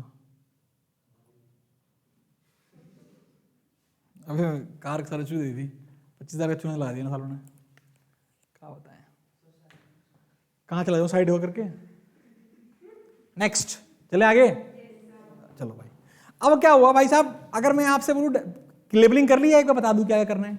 क्वार्ट्ज ग्लास विंडो ब्रैकेट में यूवी लाइट के लिए, कलेक्टर इलेक्ट्रोड नहीं है, एमीटर, एमीटर का पेंट क्या लिखा आपने? पेंटेड विद एल्कली मेटल लिख लिया होगा, पेंटेड विद एल्कली मेटल लिख लिया, कम्यूटेटर लिख लिया, हाँ या ना? माइक्रो एम्पेयर क्यों लिया? हाँ ब्रैकेट में लिखा माइक्रो एम्पेयर क्यों यूज हुआ है? Because photo electric current is very small. Rheostat क्यों यूज करा है? To have variable potential at ENC, सबका होना चाहिए।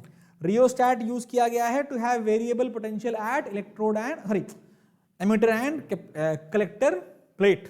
ओके आगे, अब क्या होगा, वर्किंग कैसे हो रही है? सिंपल है, डायग्राम छोटा कर दिया हमने। हमने कहा भाई सन ले आओ, कहाँ गए भाई सन, बनाया था मैंने। बैटरी पॉजिटिव नेगेटिव, अगर ये पॉजिटिव मेरे बच्चों, अगर ये पॉजिटिव, ये positive positive positive positive positive positive, सोच लो गड़बड़ तो नहीं किया, देख लो। अबे क्या फर्जी बच्चे हैं। हेलो बेटा वेट करो, अब 8 हो जाऊंगा, तब तक आराम करो, पढ़ते रहो, याद करते रहो। सोच लेना अगर याद नहीं हुआ होगा और तुमने बोला हो गया तो फिर 10 बजे जाओगे घर, ठीक है। तो मैंने क्या बोला, थोड़ा फील करते हैं कि भाई ये पॉजिटिव है, साला यहाँ नेगेटिव कैसे आया। कम्यूटेटर, कम्यूटेटर अंकल ये तो करते हैं, और क्या करते हैं, तो ऐसा हो गया। अरे फर्जी है ये। हाँ, अब हमने एक मोनोक्रोमैटिक सोर्स लिया, मतलब सिंगल वेवलेंथ, ये सब लिखने की जरूरत नहीं, तुम्हें पता है यार। जो एनर्जी हम ले रहे हैं उसकी एनर्जी W0 से बराबर या बड़ी होनी चाहिए, ठीक है। हम बराबर के लिए समझेंगे और बड़ी के लिए समझेंगे। तो क्या हुआ, यहां से एक लाइट आई। अब ये लाइट सन नहीं होगा नॉर्मली, कोई एक्सटर्नल सोर्स होगा, इसलिए हमने ऐसे बनाया। अब जैसी लाइट आई बेटा, वहां से क्या हुआ, इलेक्ट्रॉन्स का एमिशन हुआ, ठीक है। इलेक्ट्रॉन्स का एमिशन हुआ, दो लोगों ने सपोर्ट किया। जो एमिटर है वो निगेटिव पोटेंशियल से धक्का मिला, और कलेक्टर जो पॉजिटिव पोटेंशियल है उसने उसे अट्रैक्ट किया। बिकॉज ऐसा हुआ, इलेक्ट्रॉन का फ्लो हुआ, तो क्या बना, एक फील्ड क्रिएट हो जाएगी नेगेटिव पॉजिटिव के बीच में, जिससे इलेक्ट्रॉन ट्रैवल कर रहा है। और कौन सा करंट आ गया, आईपी। लिखो आईपी मतलब, what is IP, photo electric current. यहां पे कोई रॉकेट साइंस नहीं है, सिंपल वर्किंग है। 3 स्टेप्स में वर्किंग अपने आप लिख लोगे या मेरे को लिखवानी है। पहला स्टेप टेक, लिख देते हैं, है ना। वैसे वर्किंग कोई पूछेगा नहीं बेटा, समझ गया कि नहीं, समझो ध्यान से। Take a light having a wavelength or frequency more than the threshold frequency. When it falls on emitter, photoelectrons are emitted, which are driven by the polarity of emitter and collector. इतना, full stop. लिखवा दूं? लिख लो भैया। तुम कोई no sir बोले, बाकी सब यस सर बोले, साले फर्जी। तो क्या लिखना है, take a light having energy more than work function, ठीक है, more than equal to work function, energy more than equal to work function. It falls on the emitter plate, it falls on the emitter plate, resulting into PEE. PE मतलब photo electric emission, photo electric emission, full stop. Next point. Photoelectrons are driven by the supplied energy. समझो ऐसा क्यों बोल रहा हूं, the photoelectrons are driven by supplied energy. क्यों बोल रहा हूं supplied energy? अगर वर्क फंक्शन से ज्यादा एनर्जी होगी तो क्या वो काइनेटिक एनर्जी भी देंगे नहीं देंगे। तो photo electrons are driven by supplied energy and the polarity of E and C plates, ठीक है जी।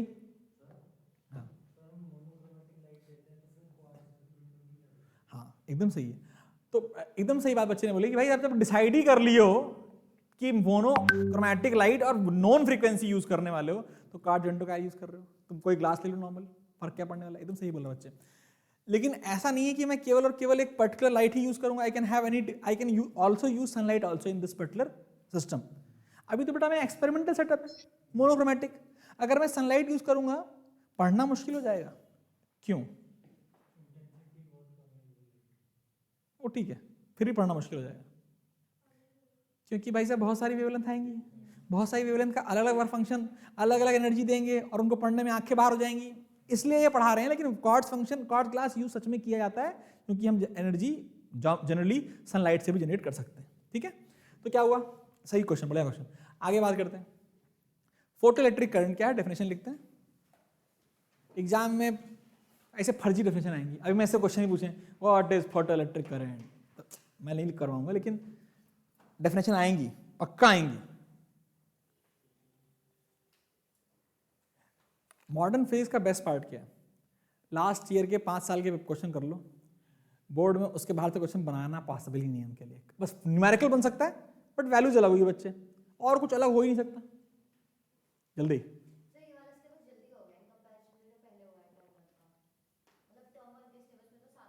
बेटा सिस्टम वन के सिलेबस आंखें बाहर चैप्टर भी थे, इलेक्ट्रोस्टैटिक्स 1 महीना, मैग्नेटिज्म 1 महीना, करंट इलेक्ट्रिसिटी 1 महीना, 1 महीने वाले चैप्टर थे बेटा। तो ये नहीं, बेसिकली क्या है ना, वो तो मैं थोड़ा फास्ट कर रहा हूँ क्योंकि क्वेश्चंस में अभी कम करा रहा हूँ। 1 महीने में सिलेबस करके बेटा रिवीजन जरूरी होता है। होता क्या है फिर, अभी ऑप्टिक्स का क्वेश्चन देते तो आंखें आधे लोग की बाहर हो जाएंगी। हाँ, तो बेटा वो ना होने पाए क्योंकि न्यूमेरिकल्स तो आएंगे ही रे ऑप्टिक्स और वेव ऑप्टिक्स से। चले, क्योंकि बेटा मैंने पढ़ाया ना इसलिए। तू पढ़ क्या वेव ऑप्टिक्स, आंखें ऐसे गिर जाती हैं। स्कूल में पढ़ के समझ में आ गया था। तो मेरी बात सुन, फोटो वेव ऑप्टिक्स मेरा टीचर बोलता था अबे क्वेश्चन आया छोड़ देना, तुमसे ना हो पाएगा, मेरा बोलता था टीचर। और जब मैंने पढ़ाना चालू किया मैंने कहा सारे 2 चैप्टर ऐसे होते हैं फिजिक्स में जिसमें मेरा टीचर मुझसे बोलता था अगर एग्जाम में क्वेश्चन आ जाए करना नहीं, नेगेटिव हो जाएगा। कौन कौन से चैप्टर होते हैं फिजिक्स में से? 2 चैप्टर, एक है ऑप्टिक्स, दूसरा कौन है? रोटेशन। क्या बात है, मेरा ये मैंने पहले बोल रखा होगा इसलिए तूने बोल दिया ना। हाँ, रोटेशन टीचर मैं बोलता था करियो मत साले, पक्का नंबर कटेंगे सेम वेव ऑप्टिक्स के लिए। लेकिन तूने इतने सारे क्वेश्चन कर लिए हैं, लेकिन देख तू वेव ऑप्टिक्स एक बार नहीं पढ़ रही, तूने एसएचएम में भी वेव ऑप्टिक्स ही पढ़ी थी। जिसने पढ़ा था उनको बोलना। हाँ, क्योंकि सारे के सारे में इक्वेशन एक ही है, 2 वेव को जोड़ना है सालों को बस।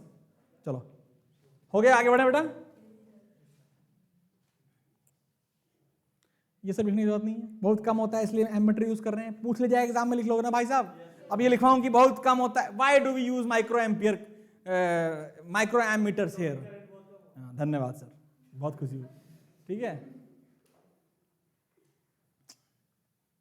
अब क्या हुआ? अब बहुत सारे ग्राफ।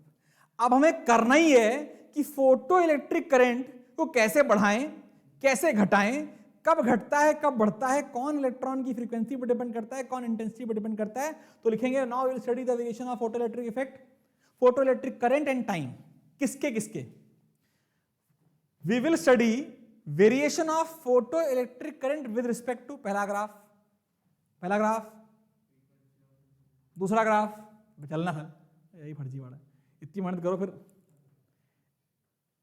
4 ग्राफ लिख लो भाई साहब, यो 4 ग्राफ में ही क्वेश्चन आना है। और ये 4 ग्राफ या तो आप याद कर सकते हैं या समझ करके कोई सा भी वेरिएशन इस ग्राफ का आ गया तो आप कर सकते हैं। मैं कोशिश करूंगा कि ये 4 ग्राफ कल की क्लास में खत्म कर दूं, पक्की। अभी तो कराऊंगा 1 ग्राफ, बाकी 3 ग्राफ कल की क्लास में खत्म, चैप्टर खत्म। उसके बाद सीधा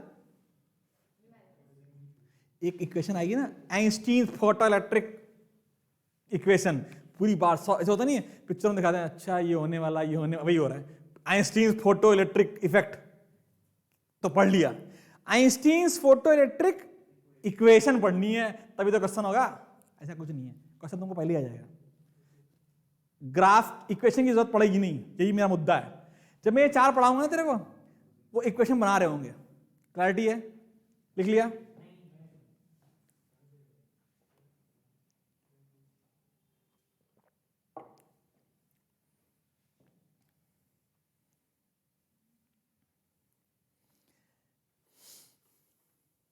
चले, तो पहला 15 मिनट है, अभी पहला कर लेते हैं। ठीक है, फर्स्ट वाला पूरा कर लेते हैं। चले, हर बार अबे नहीं कराएंगे, नहीं भाई माफ कर दो, सॉरी। अच्छा बता ही दो, वेवलेंथ छोटी होनी चाहिए भाई साहब।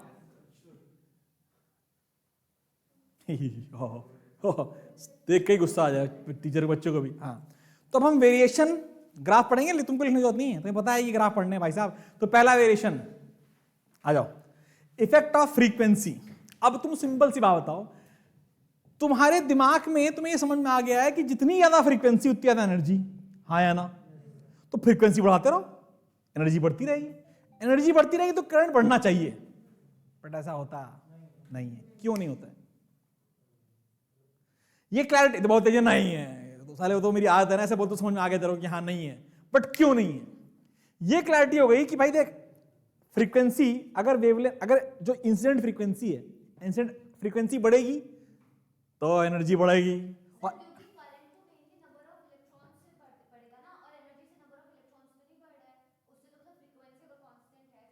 एकदम एक लाइन आंसर, एकदम सही आंसर, वेरी गुड। फ्रीक्वेंसी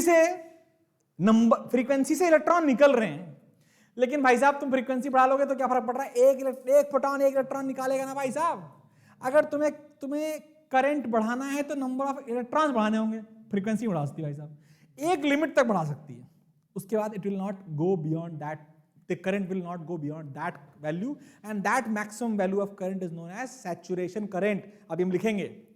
तो यहां पर मुद्दा यह समझना है कि फ्रीक्वेंसी बढ़ाने से करंट हमेशा बढ़ेगा नहीं, एक लिमिट पे आने पर रुक जाएगा। लेकिन एक पर्टिकुलर फ्रीक्वेंसी तक क्या कोई करंट पैदा होगा? अगर फ्रीक्वेंसी म्यू नॉट से कम है तो क्या करंट आएगा? अब इलेक्ट्रॉन ही नहीं आएगा तो करंट कहां से आएगा? यस और नो? तो पहला लिमिट समझ में आ गई। तो हमने कहा भाई देखते हैं। तो क्या हुआ? सेम वही है, पूरी कहानी वही है, डायग्राम आने की जरूरत नहीं, पागल थोड़े हम।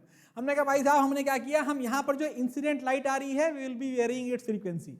हम यहाँ पर जो लाइट आ रही है उसकी फ्रीक्वेंसी को चेंज कर करके इफेक्ट को एनालाइज करेंगे और ग्राफ बनाएंगे। ठीक है बच्चों? ऑनलाइन वाले सारे बोलते नहीं है। ठीक है बच्चों? अरे लोरी करेंगे? आ गया कि नहीं आ गया? ओके। तो भैया हमने कहा फ्रीक्वेंसी अलग यूज करेंगे। हमने करी, करने के बाद हम ऐसी फ्रीक्वेंसीज लेंगे जो पूरी रेंज में हो, मतलब म्यू नॉट से कम भी हो, म्यू नॉट के बराबर भी हो और म्यू नॉट से ज्यादा भी हो, तभी तो हम पूरी रेंज बना पाएंगे, तभी हम ग्राफ प्लॉट कर पाएंगे। तो देखते हैं ध्यान से। अगर mu less than mu not क्या होगा? कुछ नहीं होगा, बस छी, कोई करंट नहीं। हाँ या ना? पक्की बात है। अगर mu less than mu not कोई करंट नहीं होगा, इसलिए वहां पर कोई करंट ना होने की वजह से वहां पर जो ग्राफ आएगा क्या वो जीरो आएगा करंट? अभी हम देखेंगे। तो जैसे ही म्यू बराबर क्या होगा म्यू नॉट के, वैसे ही क्या आएगा? सबसे कम करंट आना चालू हो जाएगा। इलेक्ट्रॉन आएगा तो करंट आएगा भाई साहब। तो देखा हमने, जैसे ही mu greater than mu not रहेगा, इक्वल टू या greater than mu not, current आना चालू हो गया। ये कहानी बहुत सिंपल है। अब ध्यान देना, अब हम क्या करें? बढ़ाते जाए फ्रीक्वेंसी, बढ़ाते जाएं। तो क्या होगा वो हमें देखना है। हमने कहा देखो भाई कर्व देखते हैं, ये कर्व है, ठीक है। हम बेटा कहां क्या प्लॉट करते हैं वो सबसे इंपॉर्टेंट है, वो तुम्हें याद रखना पड़ेगा। याद करने का तरीका है बेटा कि तुम समझो ग्राफ कैसे बन रहा है, और ग्राफ बनने के बाद तुम वो याद कर पाओगे। ग्राफ बनना, अबे तुम्हें 4 ऑप्शन दिए मैंने। Variation of what? Photo electric current, है कि नहीं? वाई एक्सिस पर हमेशा फोटो इलेक्ट्रिक करंट ही लेंगे भाई साहब। एक्स एक्सिस पर अगर फ्रीक्वेंसी है तो एक्स एक्सिस पे, इंटेंसिटी है तो एक्स एक्सिस पर, जो भी बकवास है वो एक्स एक्सिस पे। हाँ या ना? तो एक्स और वाई में एक टेंशन खत्म हो गई। वाई तो केवल एक ही होना है, दैट इज करंट, और नीचे फ्रीक्वेंसी। अगर फ्रीक्वेंसी बेटा यहां पे दोनों कर्व बनाएंगे। जो मैं पहले कर्व बनाऊंगा वो होता है आइडियल कर्व। ऐसा होगा नहीं? कैसा नहीं होगा? ध्यान सुनो। हमने नंबरिंग डाल दे रखी है, हमने 3 को माना कि ये 3 इज दी थ्रेशोल्ड फ्रीक्वेंसी, ठीक है? कोई रॉकेट साइंस? यानी करंट की वैल्यू यहां तक कितनी रहेगी? 0। कोई रॉकेट साइंस? बहुत बढ़िया। जैसे ही करंट, यानी करंट, ये मैं डॉट का मतलब है I am trying to plot the graph. तो ग्राफ को प्लॉट करने के लिए I need to have coordinates. यहां पर करंट की वैल्यू कितनी आएगी? 0। जैसे ही 3 के ऊपर गई या 3 के बराबर गई, करंट आ गया, और देखा गया करंट साला चेंज नहीं हो रहा। जो करंट आता वही रहता है, तो बढ़ाते रहो फ्रीक्वेंसी। लेकिन करंट की वैल्यू हल्की सी भी चेंज नहीं होती, तो ये करंट फ्रीक्वेंसी पे डिपेंड नहीं करता। करंट डिपेंड करता है नंबर ऑफ इलेक्ट्रॉन्स पर, और इलेक्ट्रॉन्स तो एक फोटॉन एक इलेक्ट्रॉन को ही निकालेगा ना भाई साहब। यस और नो? तो आइडियल कर्व क्या है? ये, this is your ideal curve. बन गया होगा मेरे ख्याल से, बनाओ। लेकिन सच में ऐसा होना पॉसिबल कभी नहीं है। बता क्यों? भाई साहब 3 पर ही तुम साला खटाक से ऊपर पहुंच गए, नहीं होने वाला। कोई भी चीज चेंज होने के लिए there has to be slope, और वो स्लोप कभी 90 होना नहीं पॉसिबल है। It will take some amount of frequency increment, और इसलिए रियल कर्व कैसा होता है? थोड़ा सा, ठीक है? फटाफट छाप ले। लेकिन दोनों ही बातों में ये समझ में आता है कि जो फ्रीक्वेंसी, जो करंट है, वो फ्रीक्वेंसी के बढ़ाने पर चेंज नहीं होता, एक मैक्सिमम वैल्यू ऑफ करंट रहती है, ना उससे कम ना उससे ज्यादा।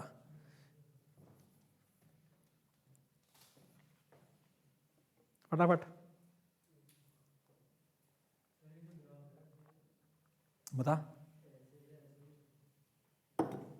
हाँ सही बोल रहा है कि ये ग्राफ बच्चा ये सोच रहा है, सही सोचता है कि ये ग्राफ ऐसा क्यों कर ले रहा है, वाई नॉट ऐसा कर, है ना, क्योंकि कौन बताना चाहेगा। Good, I can always make a graph here. यहां पर एक और ग्राफ मैं यहां बना सकता हूं दिखाने के लिए।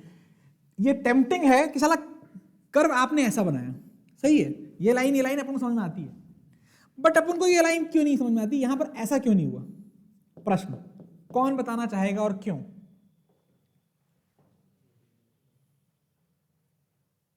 सोचो, तू सोच, यहां पर करंट पहले जल्दी तेज बढ़ रहा है या उसके बाद? पहले तेज बढ़ रहा है ना भाई साहब, तो पहले ही सारे इलेक्ट्रॉन घप से बाहर निकल आते हैं मैक्सिमम, क्योंकि वो लैग जैसी कोई चीज नहीं है। ऐसे कर्व का मतलब है करंट धीमे धीमे धीमे धीमे मैक्सिमम जाता है, और ऐसे करंट का मतलब है मैक्सिमम होने के बाद धीमे धीमे उसका रेट कम होता है। दोनों में बहुत इंपॉर्टेंस है और दोनों ही आइंस्टीन के कई सारे ऑब्जर्वेशन को जन्म देते हैं। तो ऐसे लिखा तो गलत हो जाएगा, समझ में आया है मेरे ख्याल से। गुड, अच्छा ऑब्जर्वेशन, नीचे लिखा भी भाई। तो कंक्लूजन क्या है? पहला कंक्लूजन बहुत ही बकवास है, ये कंक्लूजन लिखेंगे हम, एक कंक्लूजन नहीं होगा, बहुत सारे होंगे। पहला क्या कंक्लूजन है कि भैया म्यू, अगर mu greater than mu not है तभी एमिशन होता है, ठीक है। ये तो हम सुबह सुन रहे हैं, जब से यहाँ यही सुन रहे हैं, लेकिन ठीक है लिखो।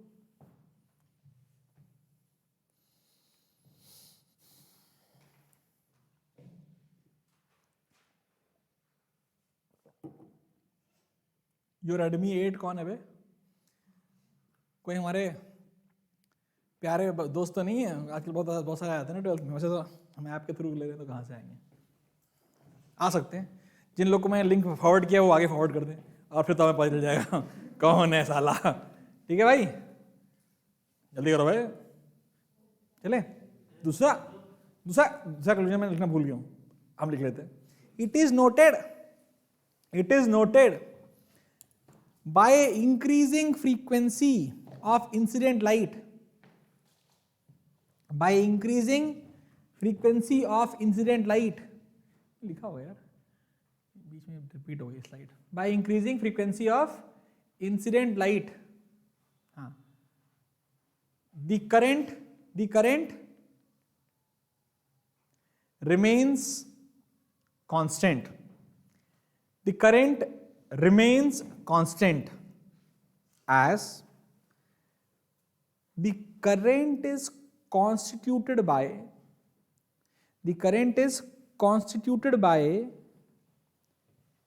photoelectrons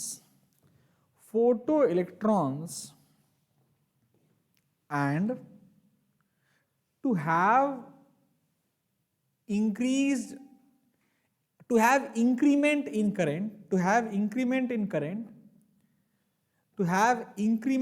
current, number of photoelectrons must increase. Number of photoelectrons must increase, which implies number of incident photons must increase, which implies number of incident photons must increase. ज्यादा फोटोन होंगे तो ज्यादा इलेक्ट्रॉन निकलेंगे भाई साहब, और जब ज्यादा फोटोन की बात होगी तो कैसे आएगी? photons can be, लिखो ****, photons can be increased by increasing intensity, है ना, by increasing intensity of incident light। इसलिए हम आएंगे अपने दूसरे वाले डिस्कशन में। हाँ ठीक, यहां तक कोई दिक्कत? by increasing intensity of incident light कल नहीं पढ़ेंगे, परसों पढ़ेंगे, ठीक है भाई साहब।